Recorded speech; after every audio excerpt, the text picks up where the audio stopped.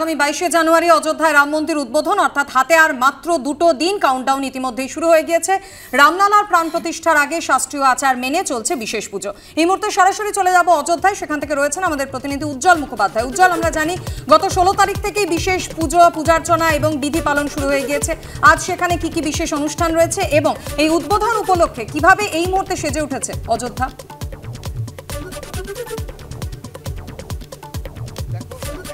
তাই যাকে বলা হয় কাউন্টডাউন শুরু, সেটা কিন্তু শুরু হয়ে গেছে। কারণ আর মাত্র হাতে 2 দিনের অপেক্ষা।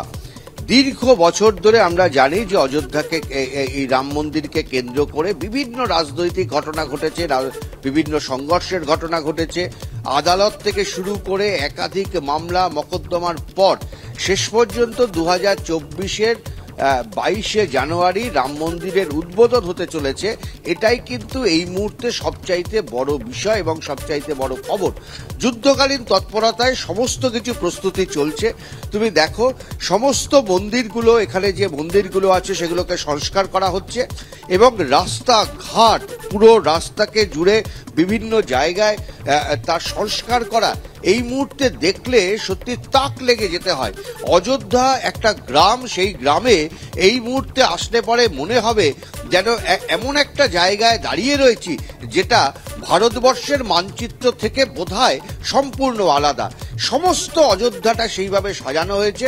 প্রধানমন্ত্রী তিনি আগের দিনই চলে আসবেন এমনটাই খবর, এবং 21 তারিখ থেকে তিনি এখানে থাকবেন। 22 তারিখে প্রাণ প্রতিষ্ঠা করার আগে তিনি সেখানে যাবেন। এবং যেটা জানা যাচ্ছে, বিজেপি সূত্রে যেটা জানানো হচ্ছে যে গত 11 দিন ধরে প্রধানমন্ত্রী তিনি কিন্তু নানা ধরনের আচার অনুষ্ঠানের মধ্যে নিজেকে রেখেছেন। কারণ প্রাণ প্রতিষ্ঠা করার 11 দিন আগে থেকে জম পুজো বলে একটা পুজো আছে, যেখানে শুধুমাত্র নারকেলের জল খেয়ে থাকতে হয়। এবং যেদিনকে এই প্রাণ প্রতিষ্ঠান করবেন, অর্থাৎ 22 তারিখে, সেদিন কিন্তু তিনি কিছু খাবেন না। এমনটা ভাবে নিজেকে তিনি প্রস্তুত করছেন যে যত রকম আচার আচরণ আছে সমস্ত আচার আচরণ মেনে। তবে একই সঙ্গে কিন্তু নিরাপত্তা বলয় গোটা অযোধ্যা ঘিরে ফেলা হয়েছে। গতকাল 3 জনকে অ্যারেস্ট করা হয়েছে তাদের কার্যকলাপের থেকে। ফলে সতর্ক কিন্তু এই মুহূর্তে অযোধ্যা 22 তারিখের জন্য। ধন্যবাদ উজ্জ্বল। অযোধ্যা যেমন সতর্ক রয়েছে, তার পাশাপাশি সোমবারের এই উদ্বোধনের আগে কিন্তু সেজে উঠছে গোটা সরজু নদীর চত্বর। আর উৎসব নগরীতে পরিণত হয়েছে সরজু পাড়ের এই প্রাচীন শহর। লেজার আলোর দ্যুতি রয়েছে, জয় শ্রীরাম রব, আর কাতারে কাতারে ভক্তদের আনাগোনা। অযোধ্যা এখন রাম আবেগের পূর্ণকুম্ভ।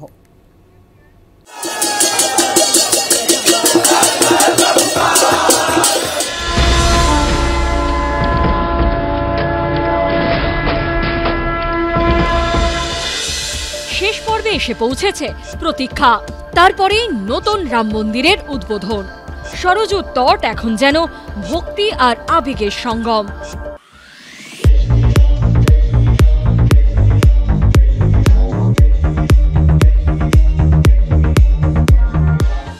মহাকাব্যের স্মৃতি বিজড়িত ইতিহাসের শহর অযোধ্যার প্রাণে যেন খুশির তুফান এসেছে। 22শে জানুয়ারি সোমবার অযোধ্যায় রাম মন্দিরের উদ্বোধন। তার আগে যেন সারা দেশের ডেস্টিনেশন হয়ে উঠেছে আর্যাবর্তের প্রাচীন জনপদ। সব পথ যেন এসে মিশছে অযোধ্যায়। জমকালো উদ্বোধনী অনুষ্ঠানের সাক্ষী থাকতে দেশের নানা প্রান্ত থেকে অযোধ্যায় আসছেন ভক্তরা। হাতে গেরুয়া নিশান, মুখের রাম নাম। রাম আবেগে তীর্থের টানে কেউ হেঁটেই চলে এসেছেন, কেউ আবার সাইকেল নিয়ে পৌঁছে গিয়েছেন অযোধ্যায়। রোমান সাম্রাজ্য যখন মধ্য গগনে, তখন বলা হতো সব পথই গিয়ে রোমে শেষ হয়েছে। আর এই মুহূর্তে ভারতবর্ষের যে ছবিটা, সেটা অনেকটা এরকমই।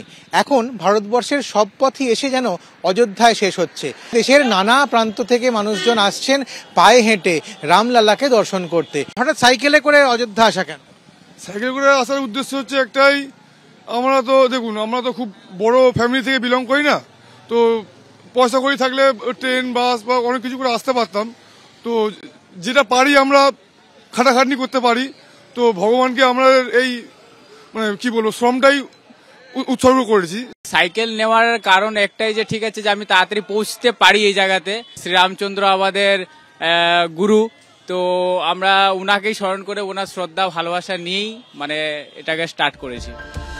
সোমবারের অনুষ্ঠানের দিকে তাকিয়ে এখন থেকে কড়া নিরাপত্তার চাদরে মুড়ে ফেলা হয়েছে অযোধ্যাকে। নিরাপত্তার কারণে রবি ও সোমবার মন্দিরে ঢোকা যাবে না, তার আগেই এখন দর্শন সেরে নিচ্ছেন অনেকে। বুধবারই রামলালার মূর্তি আনা হয় নতুন রাম মন্দিরে। কর্ণাটকের শিল্পী অরুণ যোগীরাজের তৈরি করা সেই মূর্তি এখন গর্ভগৃহে বিরাজমান। রামলালার নতুন যে বিগ্রহ আজ দুপুর 1:20 থেকে 1:28 মধ্যে তাকে গর্ভগৃহে স্থাপন করা হয়েছে। সেই সঙ্গে মন্দিরে প্রবেশ করেছেন প্রধান পূজারী। আজ থেকেই রাম মন্দিরে রামায়ণ পাঠ শুরু হয়েছে। 22শে জানুয়ারি অযোধ্যায় রাম মন্দির উদ্বোধনের দিন কেন্দ্রীয় সরকারি অফিসগুলিতে অর্থ দিবস ছুটি ঘোষণা করা হয়েছে। মানুষের আবেগের কথা মাথায় রেখে এই সিদ্ধান্ত বলে জানিয়েছেন কর্মীবর্গ মঞ্চকের প্রতিমন্ত্রী জিতেন্দ্র সিং। রাম তার পূজা কেউ হৃদয়ে করেন, কেউ মন্দিরে করেন। পরম পূজনীয় শঙ্করাচার্যরা তাঁরা পর্যন্ত এ নিয়ে প্রশ্ন তুলেছেন। অসহনীয় সরকার রাষ্ট্রশক্তির অপব্যবহার করে একটি বিষয়কে পলিটিক্যাল ইভেন্টে পরিণত করে চাপিয়ে দিতে চাইছে। ছুটি পেলে ভালো ভালো সিনেমা দেখবেন, বেড়াবেন। আমরা এমন একটা রাজ্যে বাস করি, একদিকে যেমন আমরা শ্রী চৈতন্যদেব, ঠাকুর শ্রী রামকৃষ্ণ দেব, লোকনাথ ব্রহ্মচারী, স্বামী বিবেকানন্দ, স্বামী প্রণবানন্দকে নিয়ে, মা জগজ্জননী মা শারদামণিকে নিয়ে গর্ব অনুভব করি। অন্যদিকে এই রাজ্যে সনাতনী ধর্মীয় কার্যকলাপ, হিন্দুদের পক্ষে কথা বলার ক্ষেত্রে আমাদের প্রতি মুহূর্তে বাধার সম্মুখীন হতে হয়।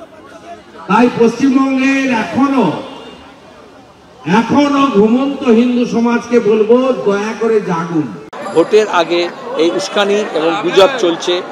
মন্দির হওয়ার জিনিস, পূজা করার একটা জিনিস, উৎসব পালন করার একটা জিনিস, কিন্তু ধর্মকে ব্যবহার করে অপকর্ম যাতে কেউ না করতে পারে তার জন্য সজাগ এবং সতর্ক থাকতে হবে। হাই ভোল্টেজ লোকসভা ভোটের আগে এই জনপদ যেন জেগে উঠেছে ফিনিক্স পাখির মতো। সঞ্জন মিত্র, রুমা পাল ও অর্ণব মুখোপাধ্যায়ের রিপোর্ট, এবিপি আনন্দ।